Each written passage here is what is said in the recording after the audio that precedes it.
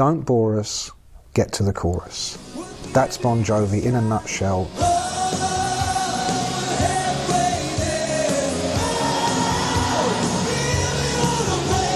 Slippery When Wet was definitely the golden era, because that was when the huge sudden impact of Bon Jovi spread smiles around the world. Well, I'm a cowboy, and on a steel horse I want it. Dead or alive. John finally got who his audience was, and he played to it. It was one-stop shopping. It was the power ballads. It rocked a little bit. It was fun.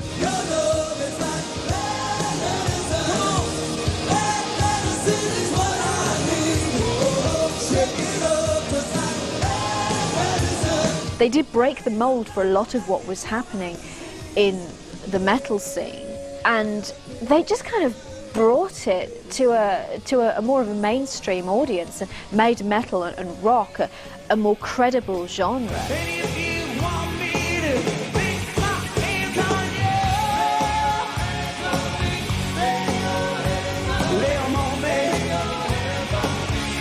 The songs that filled stadiums all are these big, 100%, no shades of grey anthems. They kept coming back with great songs, they kept coming back with great albums, and they kept coming back with great tours.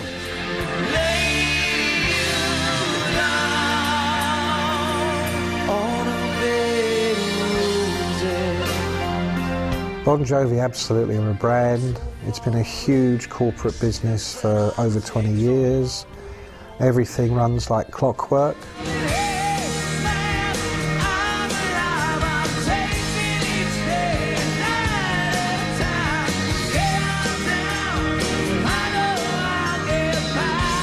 They've circled the globe 15 times, played in front of tens of millions of people, and they continue to be successful around the world.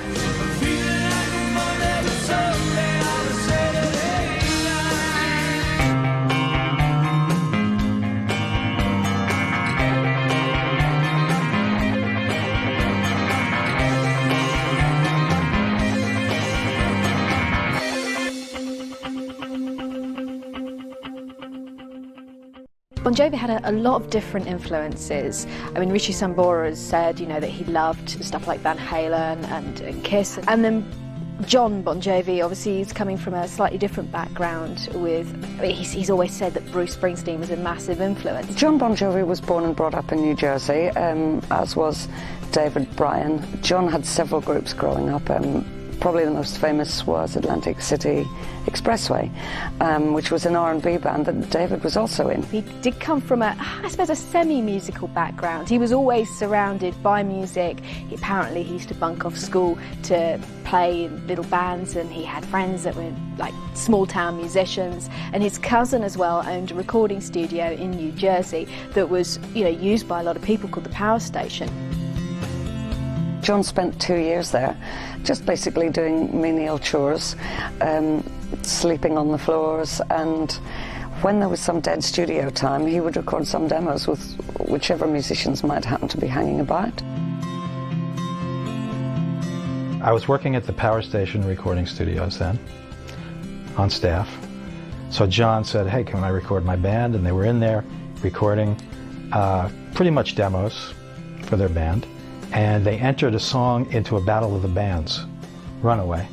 They won the contest. The fluke was, it was New York City, and I was getting airplay in New York City without a record deal or a manager or even a band at that point. And then the station was owned by a chain, and that chain picked up the song. Runaway started getting played all over America, which led then to a bidding war involving a lot of the companies that had turned down the demo in the first place.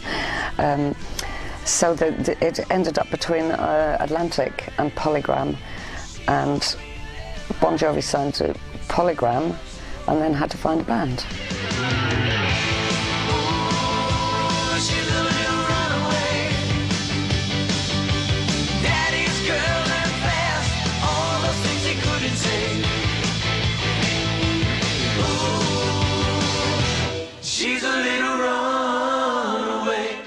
John started the band with David Rashbaum, or David Bryan, I think is he's now known, the keyboard player. Great keyboard player. Synthesizer, used to write musicals, the Memphis musical. He's a very well-rounded instrumentalist. Alec John Such was 10 years older than John when the group started out, and he had a background in session work, and he played in lots of covers bands around New Jersey. Tico the drummer, fantastic drummer, you know, a big brute of a guy who really knows how to lay down a beat. Here's a guy who's played on so many albums previous to the Bon Jovi call in '83. Pat Benatar, Alice Cooper, Stevie Nicks. Richie Sambora had a group called Mercy, which was at one time signed to Led Zeppelin's Swan Song label. And when he first saw Bon Jovi, who at that time had Dave Sabo, the first Bon Jovi guitarist, Richie Sambora turned up in Chicago to see them play, and went up and told John that he had the wrong guitarist and that Richie, should take the job.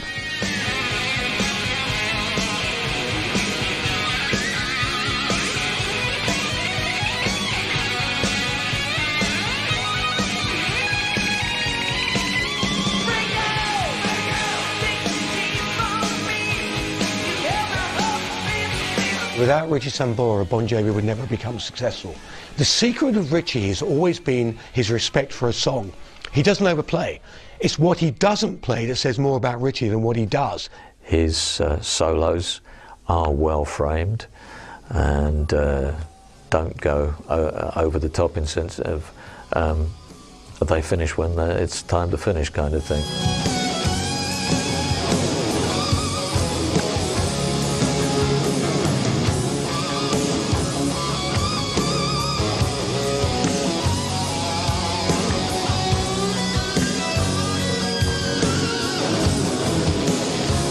He is one of those pioneering guitarists. You know, he's not afraid to do something that's a little bit unusual. He's not afraid to bring in, say, for example, an acoustic guitar into a metal song, which, you know, you just didn't do that. He's not afraid to say, well, you know, let's see how this sounds. I think this would sound good this way. Richie has always been John's sidekick.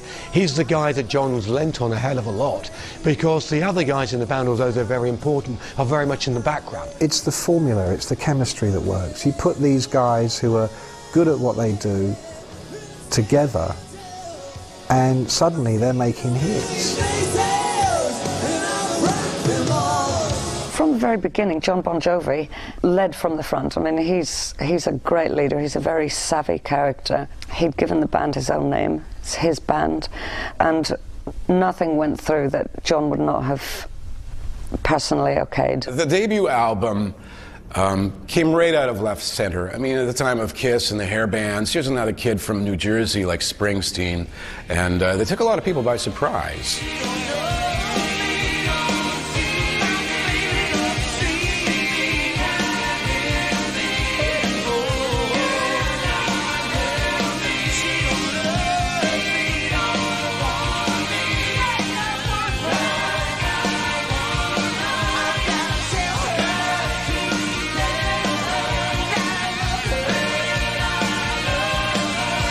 At the time, they just wanted to have a hit, and anything, whatever it took to have a hit is what they would do.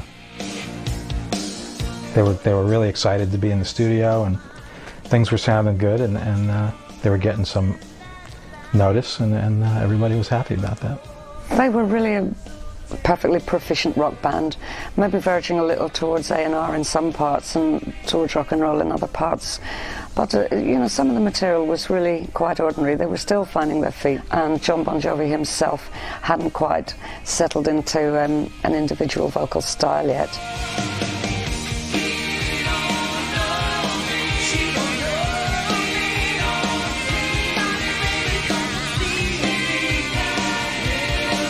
I mean, I still love Bon Jovi, the first album. I think it's a great record because of its just youthful exuberance, you know, but you listen to it in context and you think, bloody hell, you know, how did this guy get a record deal with a voice like that?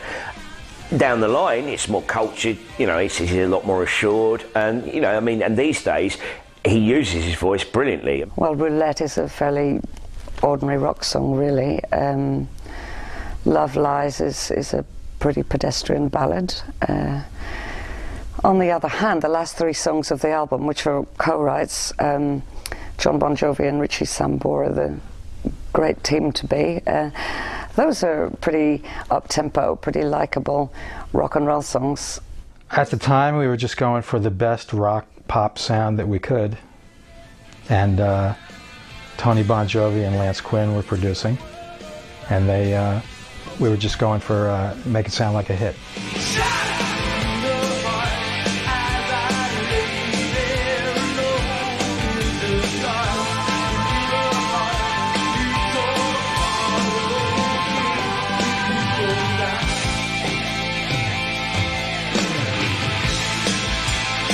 Probably one of the best indications of where they could go is with Shot Through the Heart, which has all those sort of dramatic contrasts and bursts of power, and then there's Runaway, which is really the standout track. The first time I heard of Bon Jovi, it was that jangly piano on Runaway.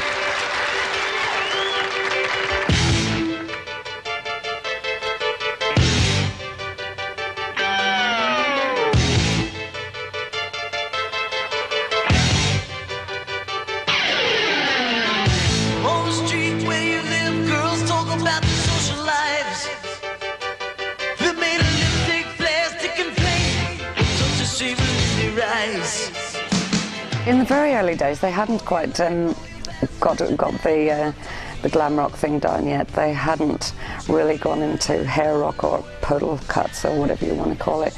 They had long hair. They still looked very masculine, very rock. The early John Bon Jovi albums, the sort of Fahrenheit and obviously the eponymous Bon Jovi, they've got a very different sound from Slippery When Wet. I mean, they're more kind of, I suppose hard rock is the word that would have been used at the time. It was a kind of a sleazier sound. It wasn't as kind of directional as Slippery When Wet, which was all sort of much more tightly packaged.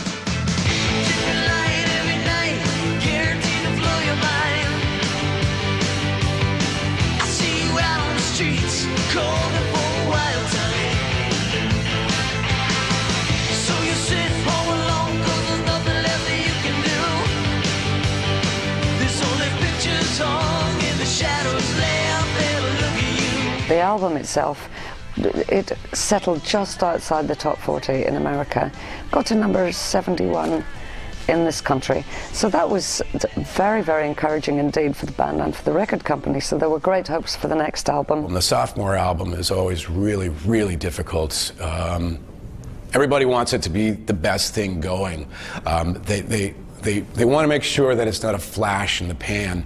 And it didn't quite match up to everyone's expectations. 7800 Fahrenheit is probably one of the worst albums released by a rock band in the 80s. It nearly finished Bon Jovi's career. It effectively killed off the idea they had of being the masters of their own destiny and being a real heavy rock band.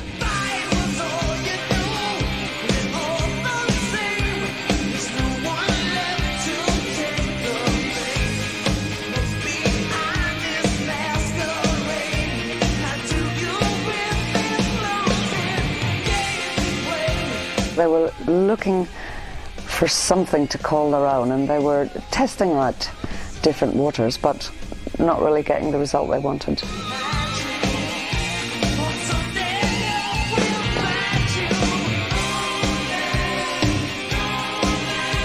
You've got to transport yourself back to what was actually happening in the music industry at that crucial stage of the 80s, sort of 84, 85, just before Slippery When Wet came out in 86. Rock was not really that big. It was still seen as a thing that, you know, perhaps old bikers listened to, or, you know, old men with long hair or whatever, and adolescent teenage boys. So rock as a genre wasn't all that cool back then. The ingredients were there. You know, the ingredients that make Bon Jovi popular are the fact that they've got this very good-looking guy fronting the band. He sings really well, he looks great. If you see them on stage, it really is a completely different experience. They really have got that amazing American bar band thing of really being able to put on a show.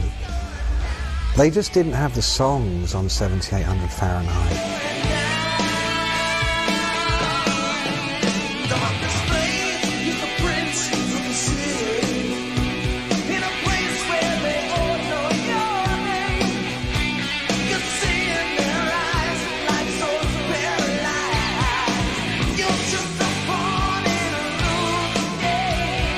It seems to be absolutely the most out-of-whack album of their early days. It wasn't terrible, but I think there was that time where he just sort of reached a plateau and didn't know where to go from there. So had to put out an album.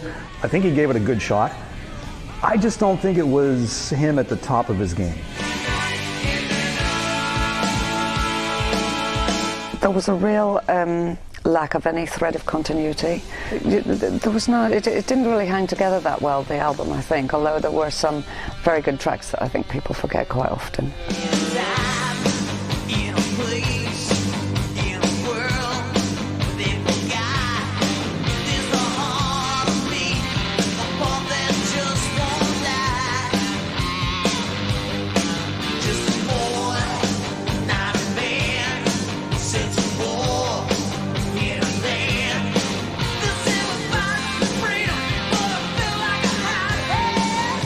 It was a very interesting attempt that these guys made at trying to be along the lines of a Springsteen-esque epic story that they could write inside of 5.5 minutes in a song, complete with Japanese language intro and cutting into the usual Bon Jovi formula of pop, hard metal, ballad, chorus, bridge, and all that kind of stuff, and catchy lyrics.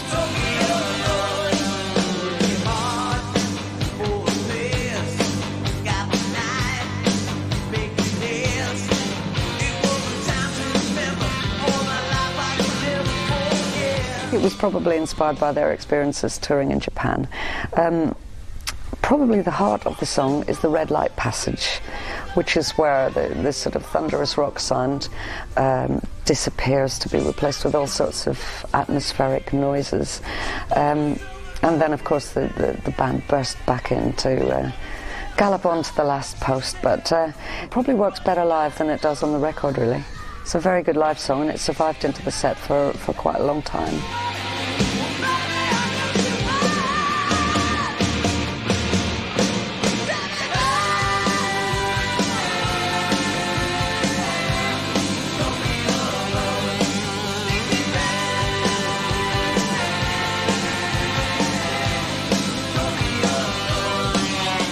You could detect little glimpses of some polish on the approach to the arrangements of the songs, and maybe a little bit more focused songwriting.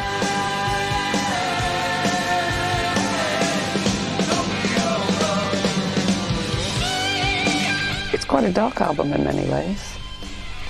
Some quite sad songs on it, and some quite soul-searching songs on it. Very much about being on the road, the loneliness, the temptations of being on the road. And whereas the first album was all about love and lust, this was about love and lust, but in the light of the road. Lots of one-night stands, infidelities, and relationship breakups. When the sun appears, well, there's nothing left but goodbye. We'll just turn and walk away. How could we let it end like this? Just turn and walk away. We'll set the ceiling with a kiss. Silent Night is the song that really details John Bon Jovi's own bust up with his girlfriend. It's a very, very honest song, and it's delivered very powerfully.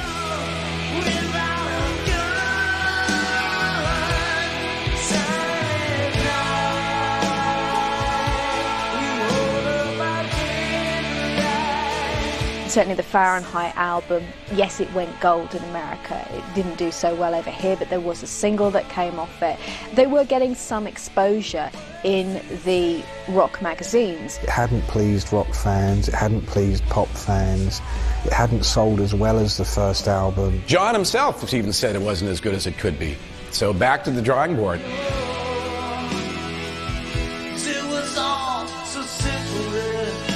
$500,000 sales, a lot of groups would be very happy with, but in terms of international breakthrough, it wasn't quite what was expected from the record company, and so there was a lot of pressure on the group at this point. So suddenly they had to think clearly. They had to be really sure about what they were doing next.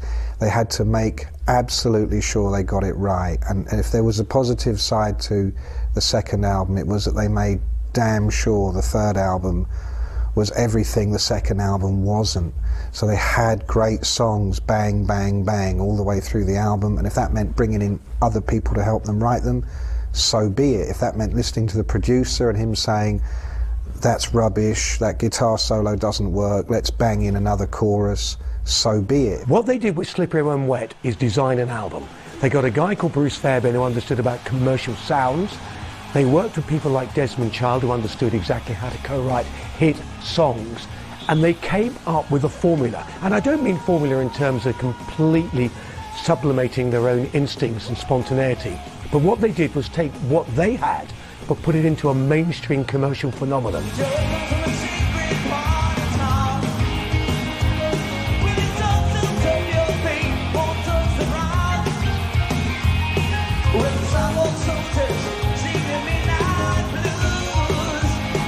Slippery When Wet had an overall sound to it that was powerful and just meaty, and which I think you have to give a lot of credit to the producer Bruce Fairbairn for.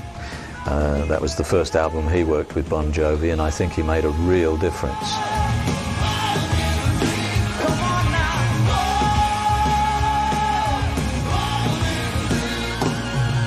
You really can't go wrong with an album like that spawns 3 hit singles, 2 number ones. The other one cracked the top 10. This was unheard of at the time for a rock band, first. And the album sold 12 million copies. In songs like You Give Love a Bad Name, Living on a Prayer, they had these built to be hit songs which absolutely did the job. They worked as rock songs, but more importantly for the group, they worked as hits. You didn't have to be a heavy metal fan or a rock fan to love those songs. Without Desmond Child, I really do not think that Slippery When Wet would have been the success that it was. He is the one who's co-written all of the big singles that came off that album. Now, that's not to say that John and Richie's writing style isn't any good, because yeah, it is good, but it was Desmond Child who sort of sat them down, and it's almost like he was the one that came up with these pop hooks and a way of making rock music more accessible to a much wider audience. The lyrics are very upbeat, very hopeful, very off the street, things that people could relate to. The songs and the melodies were very much punch the air, and they also had the other trick. They picked up a female audience without upsetting their male following. It was almost like a crossover album, and I don't even think Bon Jovi knew at the time what they were actually doing with it. I don't think they understood. It was a big risk that they took, and oh my God, it paid off.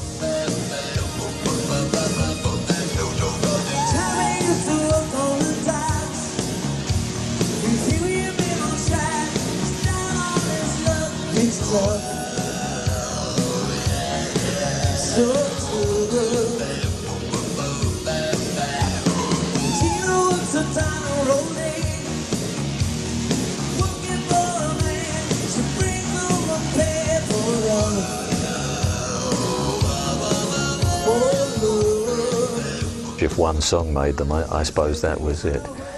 It really is your actual rock anthem.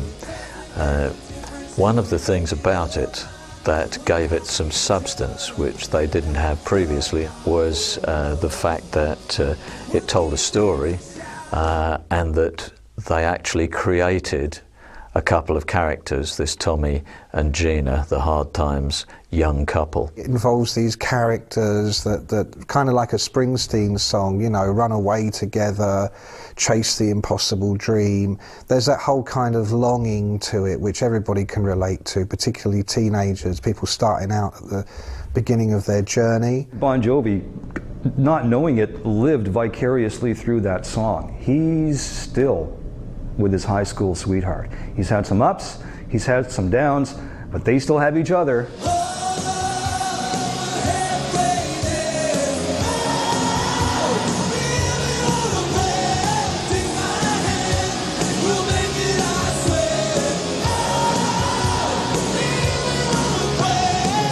It was just kind of like a locomotive chugging out of the station and just got up to full-blown speed. And I think the talk box, which Sambora brought in, which was a brilliant little move since it was, you know, on the stage with Peter Frampton so many years previous.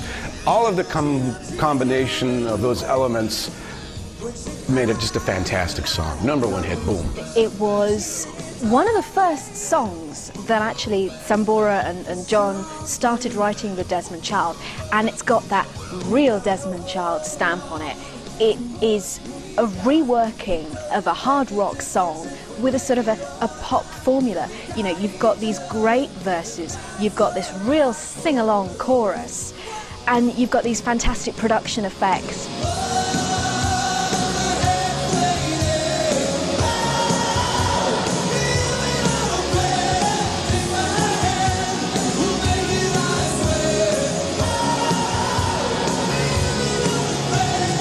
It's just an excellent piece of craftsmanship and delivery too. Delivery with great spirit, of course. The band clearly have their share of the credit as well. They got hold of a song that could do the job for them, but they'd also were working with people who might just be able to help them get the breakthrough that they needed.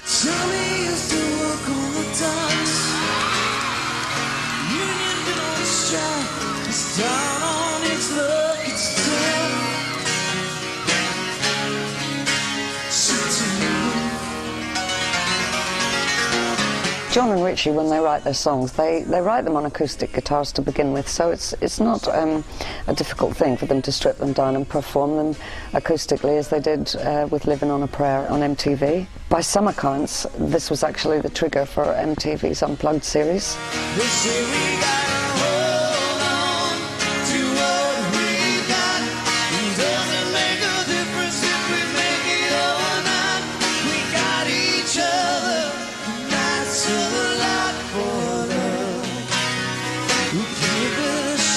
Livin on a Prayer is, you know, this working class story. It's this big anthem. You Give Love a Bad Name is just a dirty rock ballad.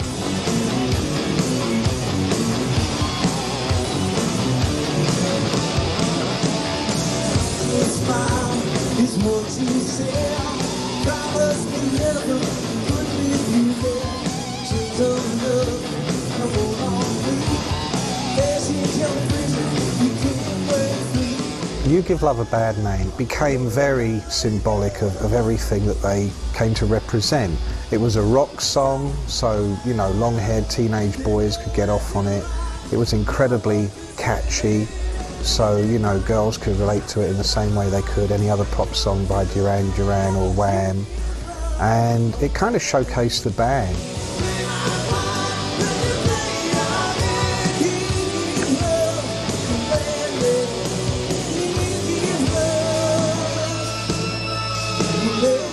It's the fist puncher, it's got the hook, it's got the chorus, you can sing along to it. We've all been there lyrically in some shape or form. It's a universal type rocker that 20 to 50,000 people can sing in a stadium, no problem. It's a little bit raunchy, it's a little bit sleazy, it's a little bit dirty. It's how rock music should be. It's just a really powerful piece of fairly dumb but straight ahead rock that does the job.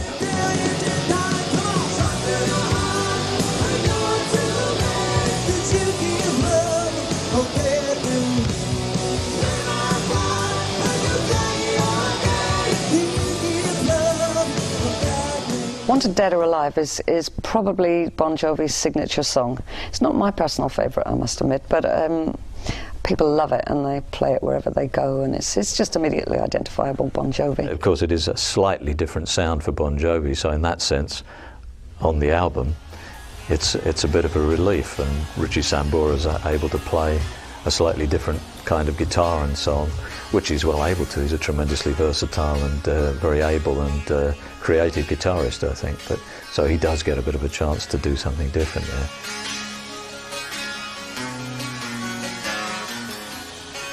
It's all a shame. Only I need to change every day. It seems where we're still away. Another place where the faces are so cold. Each time all night to get back home. Well, I'm a cowboy, and on a steel horse I want it. Dead or alive. That was quite an acoustic song. It was one of these songs that, you know, you could do unplugged, and it was, I always thought it was a little bit haunting.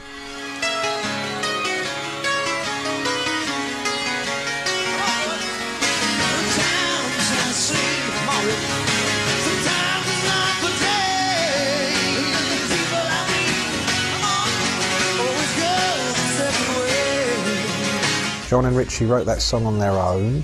It's a very mysterious sounding kind of cinematic song. And I think that John tends to use the idea of the cowboy riding into town as a kind of metaphor for the rock star experience. You know, the cowboy would come in all guns blazing on the horses, kiss all the women and fight all the men, as he would put it. And for him, the whole rock tour experience was similar.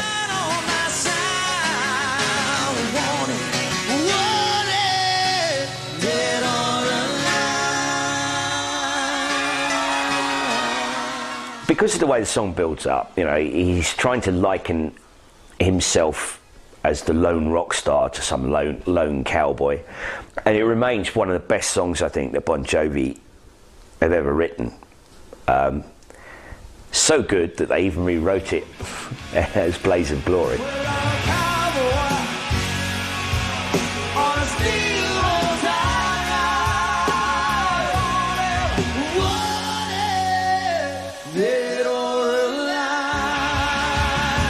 Coming out with a single, I Wanted Her Alive, it showed a diversity to Bon Jovi's style. It showed that they weren't just a one-hit wonder. It showed that they didn't just write one particular type of song.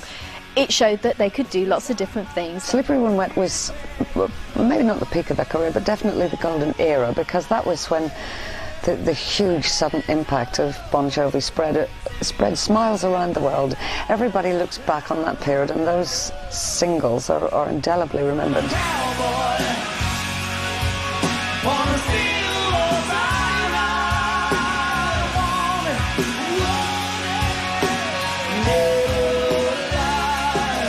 That could have been, at the time, the template for what would have made the ultimate 80s rock album. It kind of propelled them from being this band that was vaguely known on the heavy rock scene to suddenly household names. I mean, you know, I remember switching on the TV back around the time Slippery When Wet came out, 86, you know, and into 87 as well. And John Bon Jovi was everywhere. Well, John Bon Jovi, with the great hair and the great looks, I mean, he's a good-looking kid from New Jersey. I mean, boom, those combinations right there make him really great on the screen.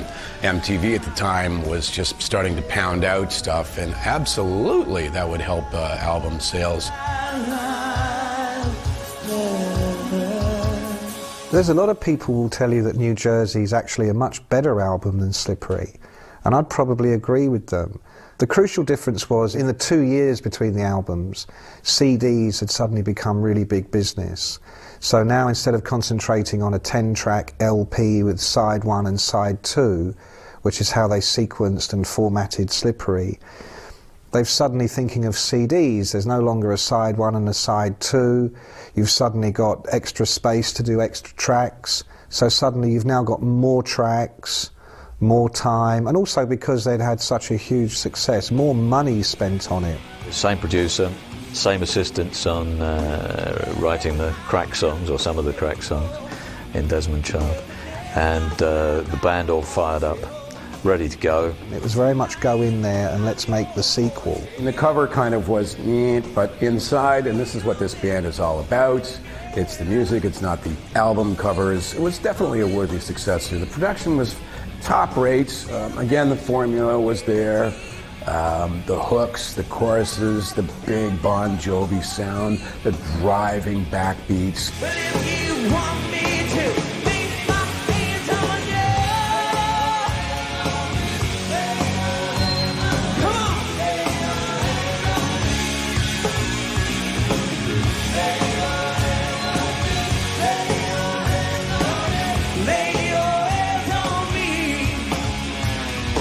Lay Your Hands on Me kind of replaced You Give Love a Bad Name as the ultimate opener of a concert for Bon Jovi.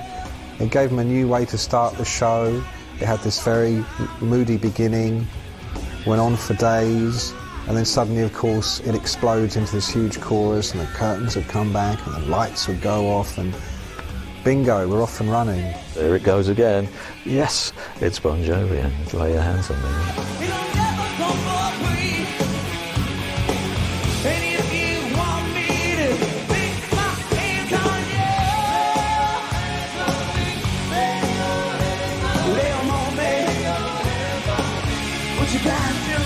Bombastic, ballsy, a typical Bon Jovi song for those in a stadium with 20, 30, 40,000 people who can fist punch in the air and go, hey! If you saw them on the Slippery When Wet tour in 86 and 87, you know, I remember walking through a crowd with John on that tour backstage somewhere, and people just wanted to touch his hair, touch his clothes, his feet, his aura, anything. I mean, it was everywhere he went, there were people, you know, and I think it's fairly easy to see where he got the imaginative idea to do a song called Lay Your Hands on Me. It's anthemic in the way it's presented. He's got great lyrics for it, and it's just that, you know, he's shouting out loud and he's just, you know, look, lay your hands on me, and he's shouting to the world and he wants them to come along for the ride. I think it's a very well crafted song.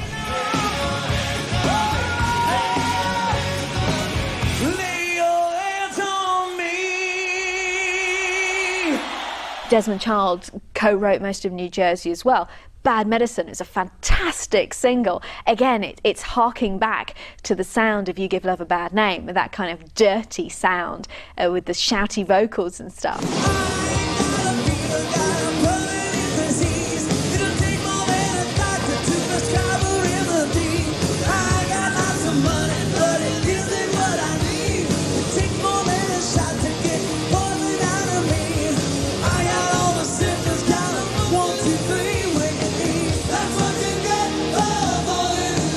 It's almost a rewrite, you know, Your Love is Like Bad Medicine. And before that it was You Give Love a Bad Name. They're very, very similar songs, they're quite formulaic, but I wouldn't say that it makes them particularly stick out as cliched examples of what the group do. It was another huge hit for them.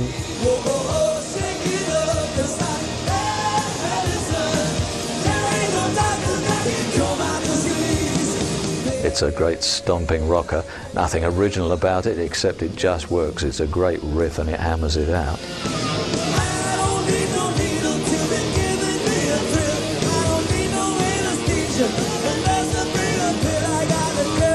The first time I heard that song, I thought, maybe I need some good medicine to get through the song. And then I listened to it a little bit more closely, and you know, it's not that bad. It's very formula. He's done it before. It's not, again, Dylan or Shakespeare, but it's one of those things that you can sing along to, air punch, do the dashboard drumming thing in your car, or wherever you happen to be, grab that hairbrush and just sing along to it. It works.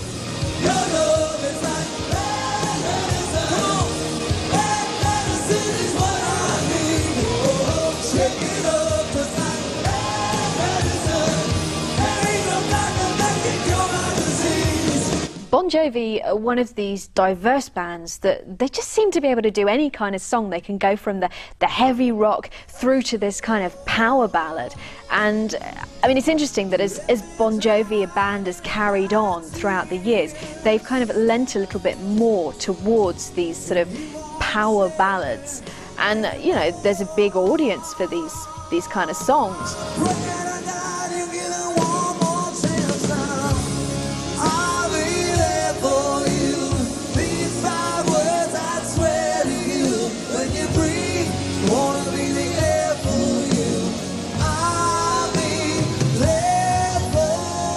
I'll Be There For You is a moment in the concerts where you pull out your Bic lighter. Now you pull out your cell phone, but you flash the Bic lighter up and you start swaying your hands. They love it. People love that.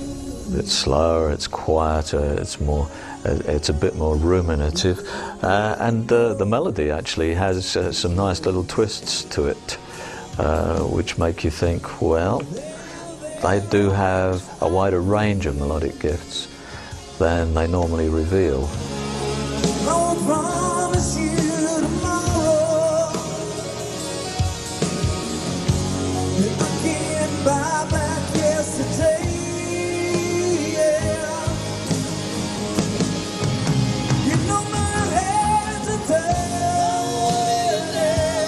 Another thing about that track, I think, is that it's another of those occasions where, if you're willing to listen to Richie Sambora, he's showing what a clever accompanist he is, helping Bon Jovi, backing Bon Jovi in the full sense of the word, rather than just exercising his ego.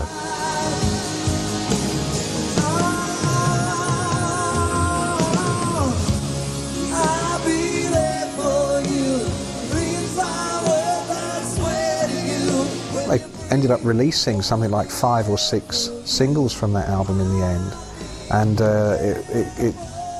it kind of ushered in this whole era where they really were Bon Jovi the brand as opposed to the band. And then of course they went out on this tour, which was very tough for them. It was just an unending tour that ground them down and ground them down.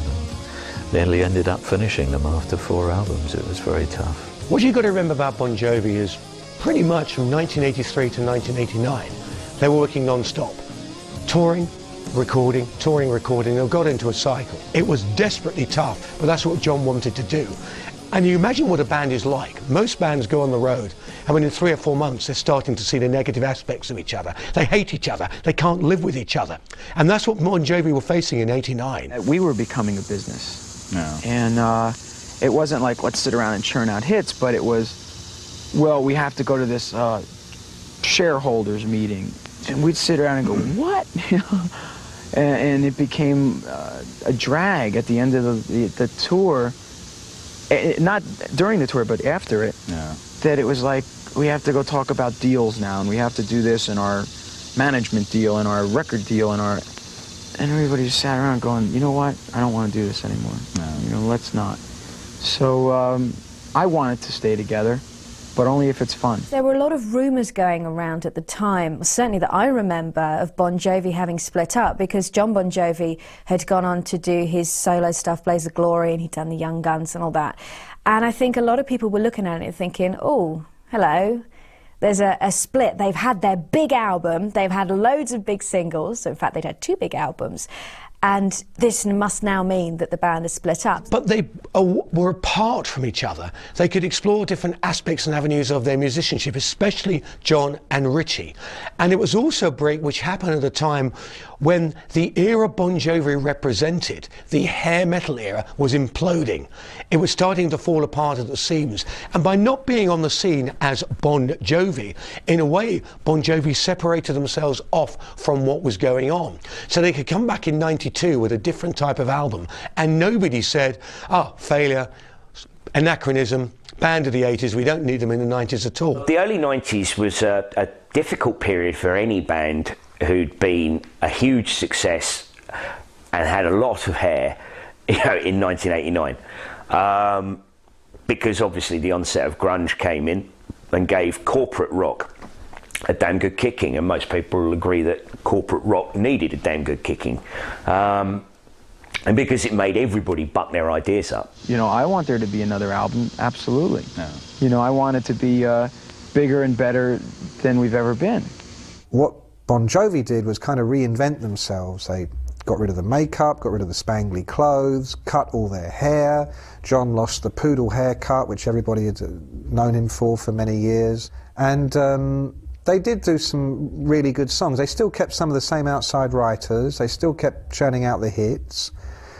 But it was a kind of a confused period for them where they were neither fish nor fowl. They weren't what they'd been in the 80s, and they certainly weren't Nirvana.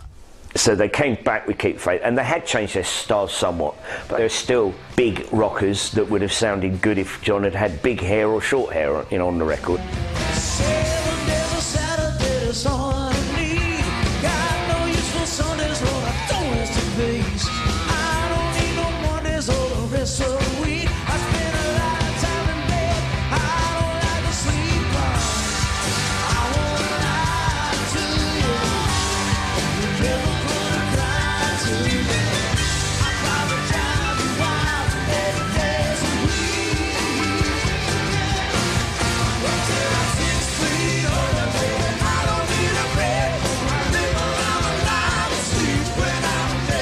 It was almost like they'd stripped down some of the raw rock elements that you'd heard in albums like Slippery When Wet, but they kind of brought in a slightly more kind of rock and roll vibe, so it was something that sounded more old school rather than a raw rock sound. With Keep the Faith, the sound just isn't so monolithic as it was on the previous two albums. There is a range of stuff, and I'll Sleep When I'm Dead, which is another Desmond Child co-write, actually is Bon Jovi moving into funk metal to a degree, and as far as I'm concerned, it did work.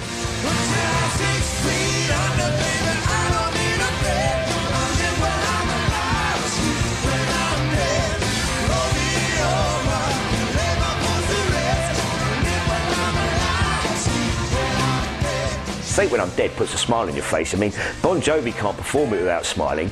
You know, you can't listen to it without smiling. It's like Love for Sale off of New Jersey, or, you know, I mean, it's these, they can do it, but it leans towards the throwaway compared with some of the more earnest sort of songs that they do. And it's really basically saying, you know what, I want to party, I want to work, I want to enjoy life. Sleep? Nah. So do I, I'll sleep when I'm dead. It became such a great line because it really represented the ethos and ethics of John Bon Jovi himself more than anything else. I want to do everything. Life is about living.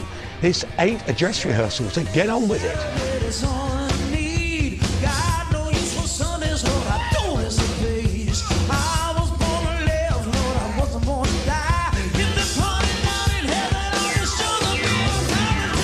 Because of the different range of material on there, that it did decidedly step away from the formula that they'd established with the previous two albums.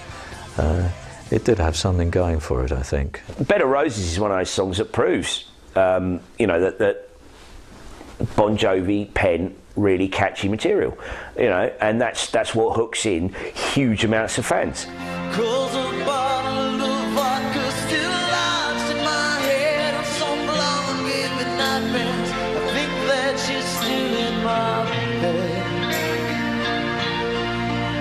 I dream about movies that won't make me when I'm dead. Bed of Roses is John and Sambora leaning a little bit more away from where they came from into the almost contemporary pop area. It was a beautifully constructed ballad. It was the sort of thing Mariah Carey could sing, sort of thing that Whitney Houston could sing, the sort of thing that Celine Dion could sing, because it had that universal appeal. You think of the song Bed of Roses, and immediately you got the chorus swirling on a bed. It's just swirling around your head.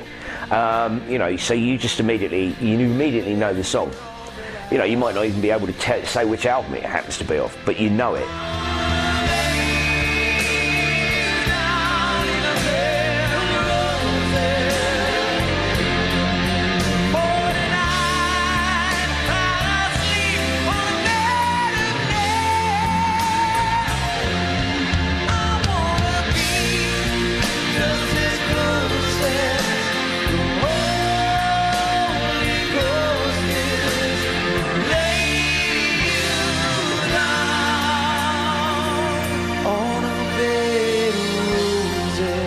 whenever I do hear it, I think, oh, it's Neil Diamond. Whoops, no, it's not. It's John Bon Jovi. So here we do have Bon Jovi actually moving around in terms of vocal style. He was on the road, really missing his wife, and so he dialed up for a piano on room service, as you do, and decided to go out on the town and get lashed. When he came back, the piano was still there and he sat down and started writing, so it's a very personal ballad. It was a love song. It was a song that really what John had in mind. His wife, Dorothea, his longtime girlfriend, his childhood sweetheart. It was him expressing in a way how much he loved her, how much he cared about her, and how passionate he was about having her in his life.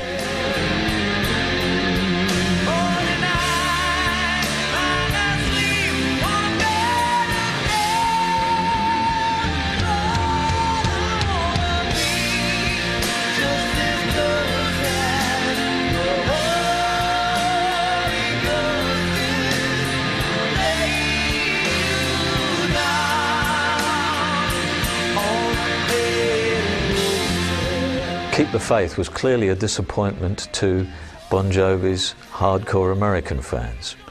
It didn't sell as well there as the previous two. However, it certainly did sell better in other countries around the world. It did very well in UK and around Europe and so on. So essentially it did reach a different audience for them. My name is Jim, where did I go wrong? My life's a bargain basement, all the good is gone. I just can't hold a job, where do I belong? I was sleeping in my car, my dreams moved on. Someday I'll Be Saturday Night was a song that they wrote for the Crossroads album, which in 1994 was the best of Bon Jovi. There were two unreleased tracks on there, Always and Someday I'll Be Saturday Night. This is a perfect example of John being able to link with his fans. He knows that they're in probably dead-end jobs, working 9 to 5, Monday to Friday, and they live for that Saturday night when they go and see Bon Jovi in concert. It's not that cliched or see-through, because he probably was exactly the same when he was younger.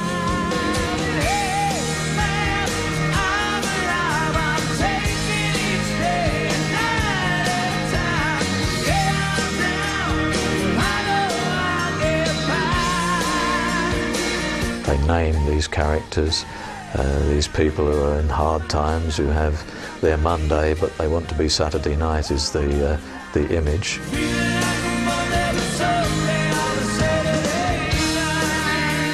I actually think that's John Bon Jovi making a fair attempt at being a decent songwriter. It's not a self-conscious ballad, it's not a self-conscious rocker. It's catchy, but it's also meant to be a bit reflective, a bit mature, a sign of the more mature John Bon Jovi of the 90s. Okay, it's a little bit slow during the verses, but then it kind of reaches this great crescendo that you just want to wave your arms around to and just jump up and down in the air. And I mean, any song that makes an audience react with some kind of emotion is going to be a popular one.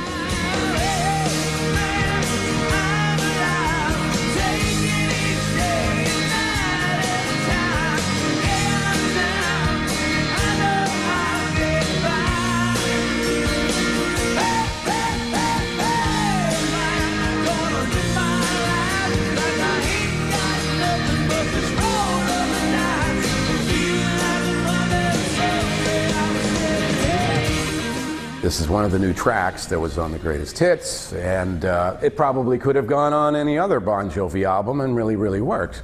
I don't think it's a filler, it's just repackaged. Always was the ballad, the big ballad on Crossroads. It was actually written for a movie, Romeo's Bleeding, and they wrote it, Bon Jovi wrote the song for the film, saw the film, thought it was rubbish and refused to let the song go in there.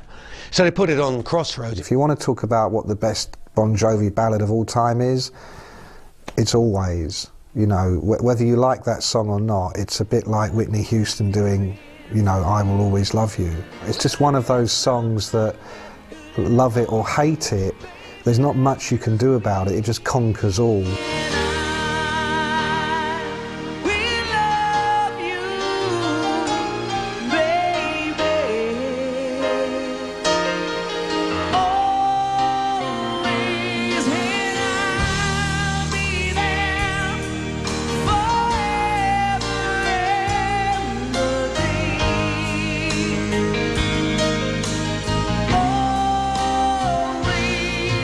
This is a really well-written ballad with a good sentiment that's going to appeal to a lot of people. Okay, and all the people it's going to appeal to, if they're female, or most of them who are female anyway, you know, are probably going to listen to that and dream that John's singing it just to them. Touch your lips, hold you near when you say your prayers. Try to understand, I made mistakes, and I'm just a man. When he holds you close, then he pulls you near. When he says the words you've been needing to hear, I wish I were him, 'cause the words are mine.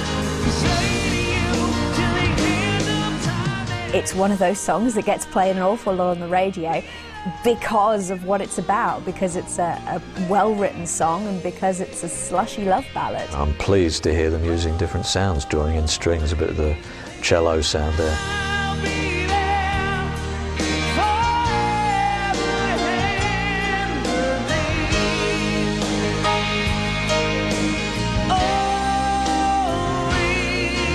It's got a beautiful melody that sucks you in. The lyrics are very sort of heartfelt, emotional, soulful. They connect with so many different people. You can see couples holding hands and little tears rolling down the face because they're getting people connect with what he's saying. But it's also very big. It's a very big, big song. And I think the great love ballads have to be big because that's the way they spread the emotion. If they're too locked into themselves and they actually could crouch down, people don't get into it.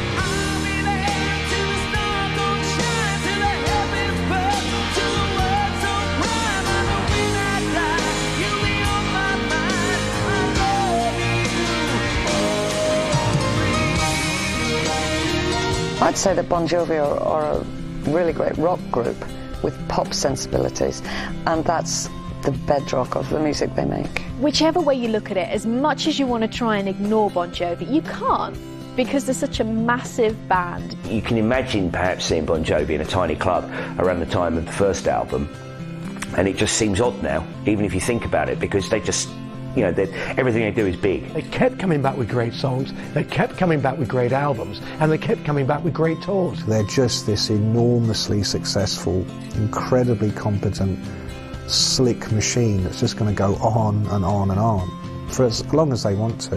There's quite a bit of snobbery about Bon Jovi, I suppose, among certain rock fans that think they're a bit above humming along with a damn good tune, you know, but they always have the last laugh. They'll never be like Springsteen, and I don't think they've suffered. They've sold 100 million albums. They've traveled the world. They've played in front of so many millions of people.